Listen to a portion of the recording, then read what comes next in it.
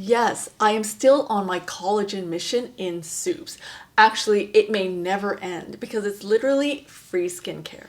This time I'm using oxtail in an oxtail with apples and corn Chinese soup. Oxtail is a mid-range collagen source from the rest of the proteins I'm testing as a part of my collagen series. This is actually one of the more expensive collagen per gram protein ingredients, but it's delicious and perfect when served as part of a meal. This soup is perfect for that cooler and drier weather, like late autumn and into winter, especially with the usage of the corn, the apples, and the Chinese yam. It's a combination of like sweet, savory, and really comforting and clean in taste. And the best part of this is that a lot of the ingredients, especially the oxtail, you can eat as part of a meal. Beef isn't a common protein used in Chinese soups, and there's a reason for that. Back in the days, beef or the cow wasn't a really common protein that was used in foods. It's primarily pork, the pig, or chicken. And this is why you'll find more soups with chicken and pork as the protein base. For this soup, I'm using fresh oxtail from my local supermarket. I'm pairing this with one fresh apple, which moistens the body and helps generate body fluids. It is the perfect addition for autumn or winter and dehydrated environments. Apples strengthen the spleen, stomach, and our digestive system. Corn is to add sweetness and also perfect to eat as part of the meal. And then fresh Chinese yam, which I get pre-peeled and pre-cut from the supermarket. This is a powerhouse super tonic herb because it's a neutral but yet powerful and gentle at the same time. It pairs nicely with the apple in tonifying the spleen and stomach and is very easy to digest and fortifies without obstructing. I also add one fresh onion for more flavor and its warming properties to warm our middle section and promote digestion.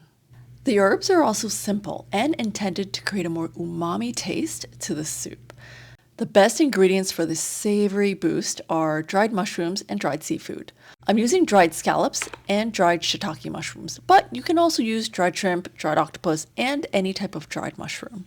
And finally, red dates. These are used to boost energy and qi in a gentle way, while also improving digestion and nourishing the blood for better sleep and a calmer mind. It really brings so much harmony to any soup or tea.